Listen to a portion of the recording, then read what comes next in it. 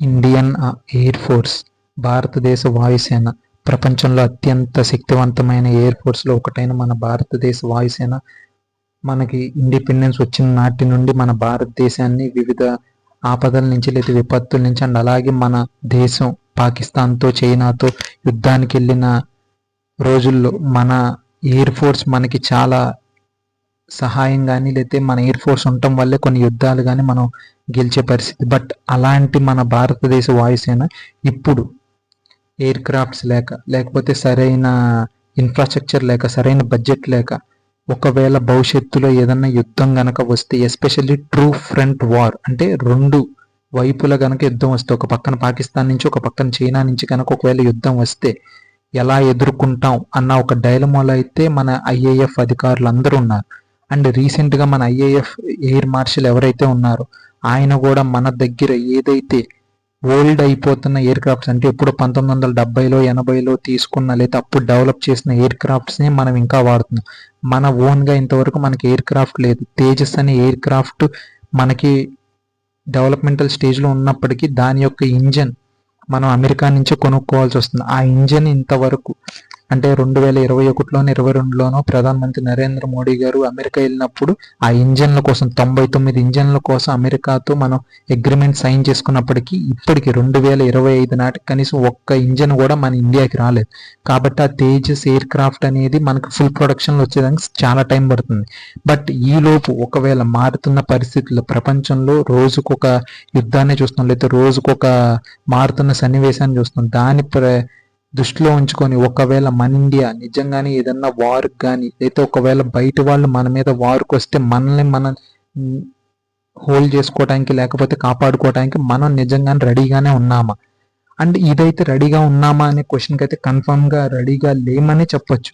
Maybe మన air ఫోర్స్లో ఉన్న కొంతమంది ఆఫీసర్స్ యొక్క క్రెడిబిలిటీ వల్ల లేకపోతే వాళ్ళ యొక్క ఎక్స్పీరియన్స్ వల్ల మేబీ మనం ఏమైనా ఒక యుద్ధం వస్తే గెలవచ్చేమో కానీ, బట్ ఒకవేళ మనం ఇప్పుడు ఉన్న ఏదైతే ఇన్ఫ్రాస్ట్రక్చర్ ఉందో అంటే ఈ ఎయిర్ క్రాఫ్ట్స్తోనే లేకపోతే ఈ యొక్క టెక్నాలజీతోనే కనుక మనం అంటే ఫేస్ టు ఫేస్ కనుక ఇది చేస్తే కన్ఫర్మ్గా మనం చాలా ఘోరంగా అయితే గాయపడాల్సి వస్తుంది. అదైతే నేను కన్ఫర్మ్గా చెప్పగాను.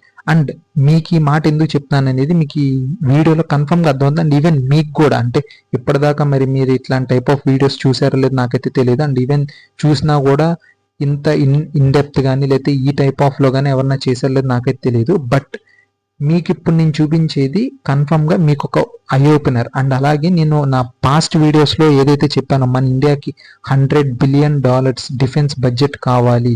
ఎందుకంటే మన డిఫెన్స్ బడ్జెట్లో చాలా వరకు శాలరీస్కి, పెన్షన్స్కి లేదా మెయింటెనెన్స్కే పోతుంది. మనం అప్గ్రేడేషన్, ఎయిర్ క్రాఫ్ట్ అప్గ్రేడేషన్ అవ్వచ్చు, లేకపోతే ఆర్మీ ట్యాంక్స్ అప్గ్రేడేషన్ అవ్వచ్చు, లేకపోతే మనం కొత్తగా ఏమన్నా గన్స్ కానీ ఆర్మర్స్ కానీ మన ఆర్మీ పర్సనల్కి ఇవ్వాల్సి రావచ్చు, లేకపోతే మన ఎయిర్ క్రాఫ్ట్ క్యారియర్స్ అవ్వచ్చు, సబ్మరీన్స్ అవ్వచ్చు, ఇట్లాంటి కొన్ని వందలాది ఐటమ్స్ మన ఆర్మీకి, నేవీకి, మిలిటరీకి అవసరం ఉన్నాయి. మనం ఇవ్వలేకపోతున్నాం, లేకపోతే వాటిని చూసి వాడుకోవాల్సి వస్తుంది.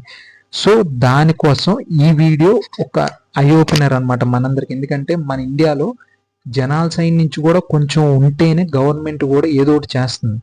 ఇప్పుడు మనం పద్దాకా ఏదో ఫ్రీగా ఇస్తున్నారు లేదా ఇంకోటి ఏదో ఇస్తున్నారు అని అనే దాని బదులు మన ఇండియన్ ఆర్మీ మీద ఎంత ఖర్చు పెడుతున్నారు, రేపొద్దున మనం ఏదన్నా వస్తే మన మిలిటరీ కానీ మన ఆర్మీ కానీ రెడీగా ఉన్నారా లేరా, లేకపోతే మన ఇండియన్ ఇన్ఫ్రాస్ట్రక్చర్ బాగుందా లేదా, రేపొద్దున ఒక 10 మంది వచ్చి మన ఇండియాలో ఏమన్నా పెట్టుబడులు పెడతారు. ఇట్లాంటి మన పీపుల్ ఇంపార్టెన్స్ ఇవ్వాలి, మన ప్రజలు దానికోసం ఇంపార్టెన్స్ ఇవ్వాలి. సో దానికోసమే నేను ఈ వీడియో చేస్తున్నాను. And coming to the video ఏంటంటే ఫస్ట్ మనం నెంబర్స్ నుంచి వద్దాం. యాక్చువల్గా మన ఇండియన్ సైజ్ అంటే మన ఇండియా యొక్క సైజుకి మనకి ఎయిర్ ఫోర్స్లో 42 స్క్వాడ్రన్స్ ఉండాలి. ఒక్క స్క్వాడ్రన్ అంటే ఆ ఒక్క స్క్వాడ్రన్లో 18 నుంచి 20 ఎయిర్ క్రాఫ్ట్స్ ఉంటాయి.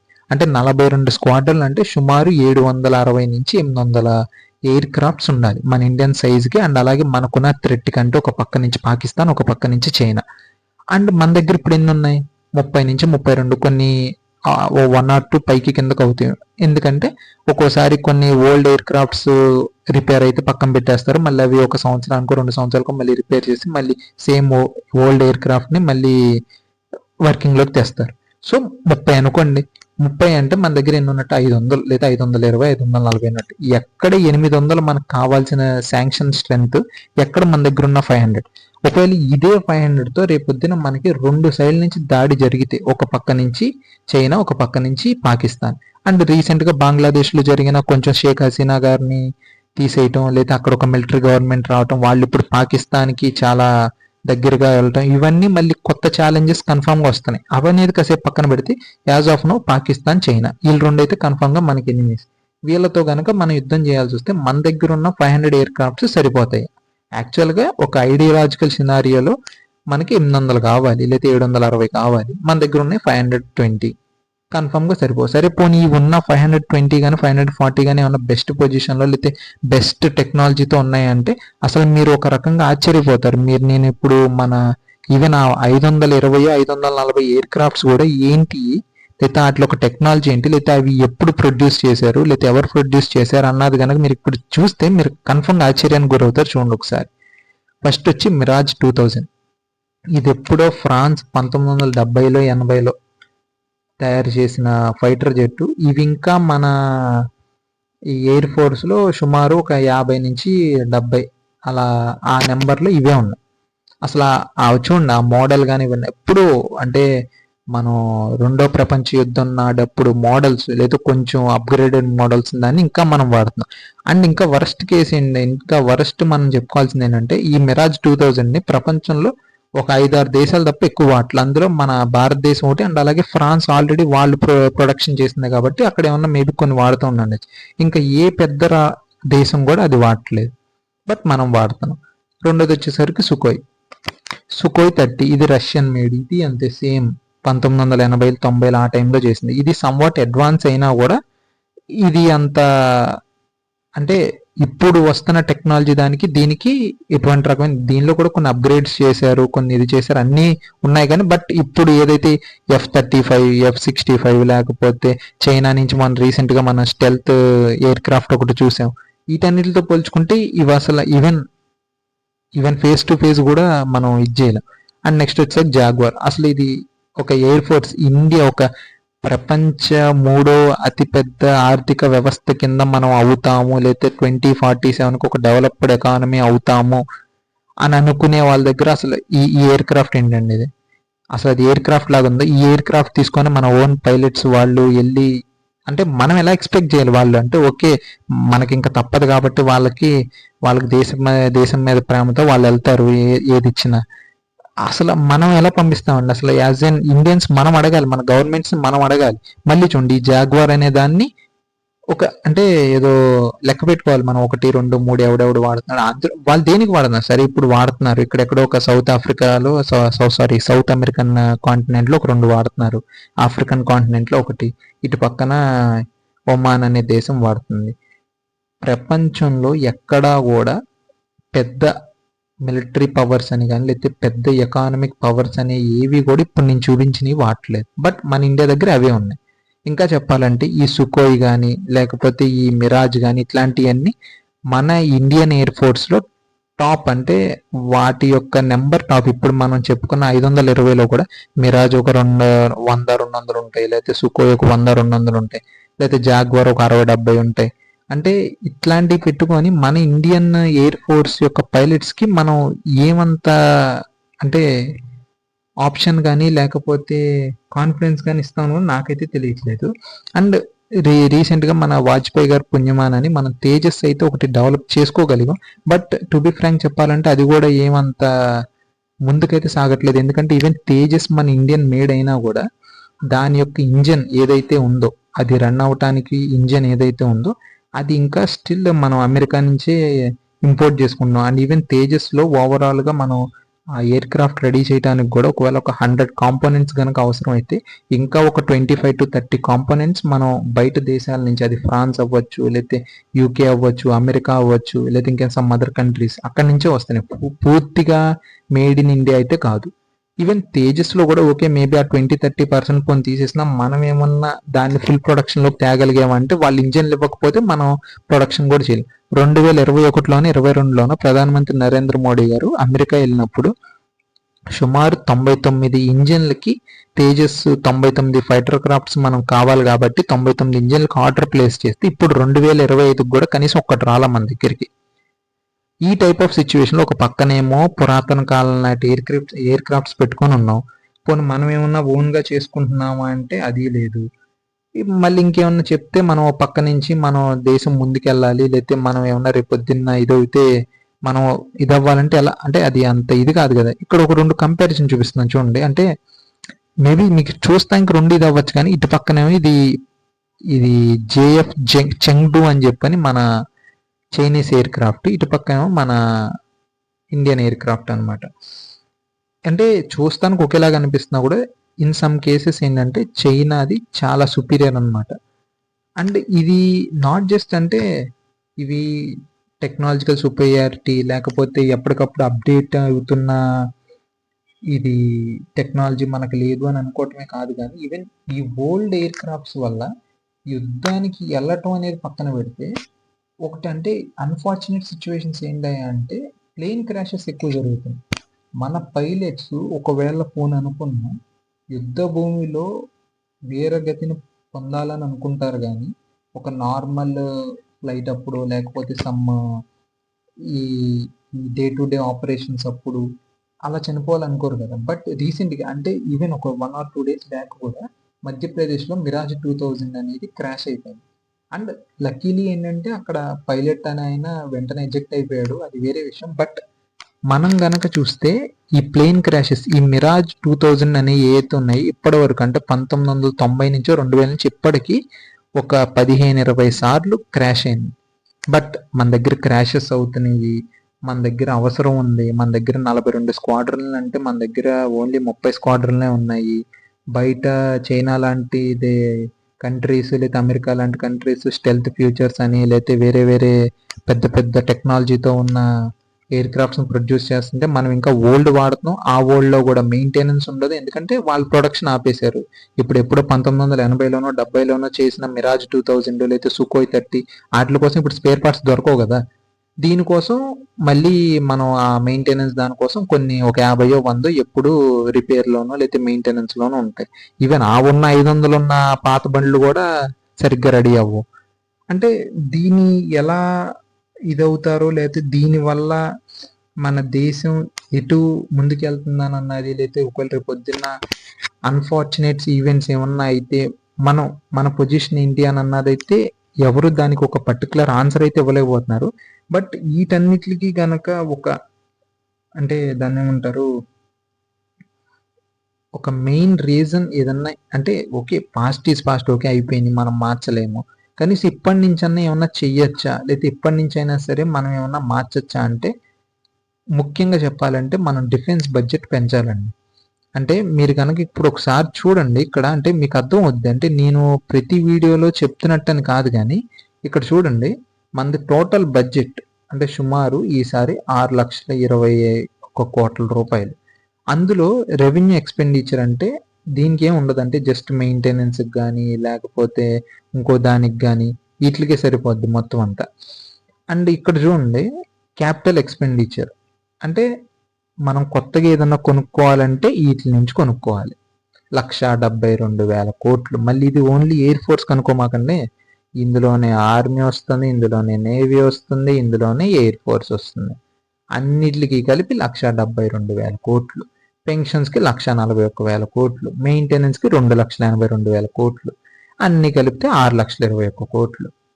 సరే పోనీ ఇవన్నీ పక్కన పెడితే ఇవి ఏదైతే ఉన్నాయో అంటే పోనీ ఆ ఉన్న 1,22,000 కోట్లు ఏదన్నా మనం ఎందుకంటే బయట నుంచి కొనాలంటే కన్ఫామ్గా ఎప్పుడు ఎక్కువ అమౌంటే పడుతుంది లేకపోతే ఎక్కువ ఇదవుతుంది.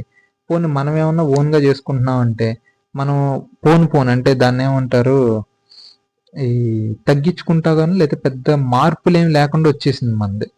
ఇక్కడ చూడండి 2015-16 ఆ టైంలో మొత్తం డిఫెన్స్ బడ్జెట్లో సుమారు 6.6% డిఆర్డిఓ కంటే డిఫెన్స్ పర్పస్ అంటే రీసెర్చ్ అండ్ ఇన్వెస్ట్మెంట్ అయితే రీసెర్చ్ అండ్ డెవలప్మెంట్లో పెట్టారు. మీరు కనుక గత కొన్ని సంవత్సరాలు కనుక చూడండి అయితే తగ్గింది తప్ప పెరగల. 6.6 నుంచి ఇప్పుడు 5.2 అని అనుకుంటున్నారు. మన ఇండియాకి ఇప్పుడున్న పరిస్థితుల ప్రకారం బయట నుంచి కొనుక్కోలేము. ఒక పక్క నుంచి చూస్తుంటే ఫ్లీట్ అంతా ఓల్డ్ ఏజ్ లాగా ఇదైపోతుంది. ఓ పక్కన ఫ్లైట్ క్రాషెస్ అవుతున్నాయి. ఓ పక్కన చూస్తుంటే ప్రపంచంలో రోజుకు ఒక వార్ని లేదా రోజుకు ఒక కాన్ఫ్లిక్ట్ని చూస్తున్నాము. ఈ టైప్ ఆఫ్ సినారియోలో డిఫెన్స్ బడ్జెట్ పెరగదు, లేకపోతే డిఫెన్స్ యొక్క రీసెర్చ్ అండ్ డెవలప్మెంట్ మీద ఫోకస్ ఉండదు. బయట నుంచి కొనాలంటే ఎక్కువ రేట్లు అవుతాయి. దీని మీద ఏమైనా ఉందా అంటే ముఖ్యంగా మనం తేజస్ మీద అందరూ పడుతున్నారు. బట్ ఆ తేజస్ ఏమవుతుంది, ఎలా అవుతుంది అనేది అయితే మళ్ళీ అదొక దాన్ని ఏమంటారు, ఒక పెద్ద టాపిక్. మనం తేజస్ ఎందుకు చేయలేకపోతున్నాం, లేకపోతే తేజస్ ఎందుకు ఇది అవుతుంది, ఇవన్నీ మళ్ళీ వేరు. కానీ అంటే మీకు నేను చెప్పేది అర్థం కావాలి. ఇక్కడ చూడండి, మీ అందరికి అసలు ఫస్ట్ మన ప్రతి ఇండియన్కి ఇది అర్థం కావాలి. యాక్చువల్గా ఇది ఉంది చూడండి, ఈ రెడ్, ఈ గ్రీన్, ఈ ఎల్లో, ఈ మూడు కలిపి మన కాశ్మీర్, జమ్మూ అండ్ కాశ్మీర్. బట్ మనకి అప్పుడు 1961, 71 లేకపోతే వీటి కొన్ని జరిగిన యుద్ధాల వల్ల ఈ రెడ్ పోర్షన్ ఏదైతే ఉంది ఇది పాకిస్తాన్ తీసుకుంది. ఈ అక్సై చిన్ అనే ఏరియాని చైనా తీసుకుంది. అంటే కేవలం ఈ యొక్క బిస్కెట్ రంగులో ఉన్నది మట్టికే మన దగ్గర, లేకపోతే మన భారతదేశం ఇది చేస్తున్న, కంట్రోల్ చేస్తున్న టెరిటరీ అన్నమాట. సో ఈ టైప్ ఆఫ్ సినారియోలో మనకు తెలుసు పాకిస్తాన్ అనేది ఒక రోగ్ స్టేట్. దాని నుంచి మనం డీసెన్సీ కానీ, లేకపోతే మంచి పనులు కానీ, లేకపోతే డెవలప్మెంటల్ యాక్టివిటీస్ కానీ ఏమీ మనం కోరుకోలేం. అలాంటి ఒక ఇది. అండ్ అలాగే చైనా ఎప్పుడు మన యొక్క డౌన్ఫాల్ని కానీ, లేకపోతే మనల్ని వాళ్ళ కింద ఉంచాలని కోరుకునే స్టేట్స్. అండ్ రీసెంట్గా చెప్పాలంటే మళ్ళీ బంగ్లాదేశ్ ఒకటి యాడ్ అయింది. ఇన్ని పెట్టుకొని మనకి ఎయిర్ ఫోర్స్ గనక లేకపోతే, లేకపోతే ఎయిర్ ఫోర్స్ మనం అనుకున్నట్టు ఇదిగా స్ట్రాంగ్గా లేకపోతే మన ఎయిర్ ఫోర్స్ ఏం చేయగలదు. అండ్ ఇదొకటే కాదండి, అండ్ మీకు ఇంకోటి చూపిస్తాను. పాతదైనా సరే ఇదిగోండి, గల్వాన్ వ్యాలీలో మన ఇండియన్ అండ్ అలాగే చైనీస్ సోల్జర్స్. అంటే ఎప్పుడు ఏ టైంలో ఎట్లాగా మనకి ఒక ఇష్యూ కానీ లేదా ఒక కష్టం కానీ మన అవసరం కానీ వస్తుంది అనేది మనం అయితే చెప్పలేం. సో మన ఎయిర్ ఫోర్స్ కానీ, మన ఆర్మీ కానీ, మన నేవీ కానీ 24/7 అలర్ట్గా ఉండాలి, రెడీగా ఉండాలి, వెల్ ఎక్విప్డ్గా ఉండాలి. అంటే వాళ్ళకి మనం శాలరీస్ ఇవ్వటంతో పాటు, లేకపోతే రికగ్నిషన్ ఇవ్వటంతో పాటు, రెస్పెక్ట్తో పాటు వాళ్ళకి కావాల్సిన ఇన్ఫ్రాస్ట్రక్చర్ ఇవ్వాలి, వాళ్ళకి కావాల్సిన మెటీరియల్ ఇవ్వాలి, లేకపోతే వాళ్ళకి కావాల్సిన బడ్జెట్ ఇవ్వాలి. ఇవన్నీ ఇవ్వకుండా మన భారతదేశాన్ని వాళ్ళు రక్షించాలి, లేకపోతే రేపొద్దున్న ఇటు పక్క నుంచి పాకిస్తాన్ వస్తే, లేదా ఇటు పక్క నుంచి చైనా వస్తే ఏంటి, లేదా ఇటు పక్క నుంచి రేపొద్దున బంగ్లాదేశ్ కూడా చూడండి. ఎందుకంటే ఈవెన్ పాకిస్తాన్, చైనా కన్నా కూడా మనం బంగ్లాదేశ్ చాలా అంటే మనం ఏం చేయలేం. ఎందుకంటే సుమారు 3000 కిలోమీటర్ల వరకు మనకి దాంతో బార్డర్ ఉంది. ఇప్పుడు అక్కడ ఒక మిలిటరీ గవర్నమెంట్ టేక్ ఓవర్ చేసింది. అండ్ వాళ్ళు పాకిస్తాన్తో బాగా ఇంటరాక్ట్ అవుతున్నారు. రేపొద్దున ఒక పక్క నుంచి పాకిస్తాన్, ఒక పక్క నుంచి బంగ్లాదేశ్, ఒక పక్క నుంచి చైనా, ఇవన్నీ ఒకేసారి యాడ్ చేస్తే మనం మన డిఫెన్స్ ఫోర్సెస్ కానీ, లేకపోతే మన యొక్క డిఫెన్స్ ఎక్విప్మెంట్ కానీ ఎవరి సైడ్ పంపించాలి. ఐడియాలజికల్లీ 42 ఉండాలన్నారు, 30 ఉన్నాయి. రేపొద్దున ఇది వస్తాయి. ఆ 30లో కూడా సగం వరకు పనిచేయవు, సగం వరకు పనిచేస్తాయి. ఏం చేస్తారు? సో కన్ఫామ్గా డిఫెన్స్ బడ్జెట్ పెంచాలి. అండ్ అలాగే మన తేజస్ ఎయిర్ క్రాఫ్ట్ ఏదైతే ఉందో దాని యొక్క ఇంజన్స్ కుదిరితే మన ఇండియాలోనే డెవలప్ చేయాలి. ఎందుకంటే నేను మళ్ళీ చెప్తున్నాను, నేను పాత వీడియోస్లో కూడా చెప్పాను, మళ్ళీ ఇప్పుడు చెప్తున్నాను, మన ఇండియాలో రీసెర్చ్ అండ్ డెవలప్మెంట్ మీద చాలా ఫోకస్ పెట్టాలి. ఎందుకంటే ఒక సైంటిస్ట్ ఆర్ మేబీ ఒక పొలిటీషియన్, నాకు కరెక్ట్గా అయితే ఆ పేరు ఐడియా రావట్లేదు, కానీ అతను అంటాడు కావాలంటే మీరు బాంబ్ అంటే ఒక అటామిక్ బాంబో లేకపోతే ఒక న్యూక్లియర్ బాంబో తయారు చేయడం మీకు వస్తుందేమో, కానీ అంటే మీకంటే వాళ్ళు వేరే దేశాలు అన్నింటి గురించి, మేబీ అతను అమెరికన్ అనుకుంటా, కాబట్టి ఎస్పెషల్లీ ఇండియన్ అని కాదు కానీ ఓవరాల్గా ఒక స్టేట్మెంట్ అయితే ఇచ్చాడు అతను. మీకు ఆఖరికి బాంబ్ తయారు చేయడం రావచ్చు, లేకపోతే న్యూక్లియర్ ఇది చేయటం రావచ్చేమో, కానీ మీకు ఎయిర్ క్రాఫ్ట్ యొక్క ఇంజిన్ తయారు చేయటం మటుకు రాదు. అండ్ అతను ఆ కామెంట్స్ ఎందుకు చేశాడు, లేకపోతే అతను ఒక రేసిస్టా, లేకపోతే మేబీ కుల పిచ్చో మత పిచ్చో ఉన్న అతనా, లేకపోతే అమెరికాని వేరేగా చూసే ఇదా మనిషి అనేది పక్కన పెడితే, జెన్యున్గా చెప్పాలంటే ఏవియానిక్స్ ఏదైతే ఉంటుందో, అంటే ఏరోప్లేన్ డిజైన్ చేయడం ఏదైతే ఉందో అది కన్ఫర్మ్గా ఒక డెలికేట్ అండ్ అలాగే ఇంపార్టెంట్, అలాగే హైలీ డిమాండ్ కూడా. ఎందుకంటే ఇప్పుడు మీకు కన్ఫర్మ్ చెప్తున్నాను, చాలా మంది ఉన్నారు డబ్బులు పెట్టేదానికి ఉన్నారు కానీ స్కిల్ లేదు. మన ఇండియాలో కూడా ఇంతవరకు ఈవెన్ మనకి భారతదేశానికి స్వతంత్రం వచ్చి సుమారు 76-77 సంవత్సరాల పైన అయిపోతుంది. 75 సంవత్సరాలు కన్ఫర్మ్ పూర్తి అయిపోయింది. ఇంతవరకు మనకు ఓన్గా మన ఫైటర్ జెట్స్కి, మన తేజస్కి కూడా మనం దాని యొక్క ఇంజన్ని డెవలప్ చేసుకోలేదు, లేదా చేసుకోలేకపోయాం. బట్ ఒక పక్కన అమెరికా చూస్తుంటే ఏకంగా 6th జనరేషన్. మన దగ్గర ఇప్పుడు మీకు చూపించాను చూడండి, మిరాజ్ అని, లేకపోతే సుకోయ్ అని, లేకపోతే ఇంకోటి అని, అవన్నీ maximum 2nd generation or maybe 3rd generation, maybe 1 or 2.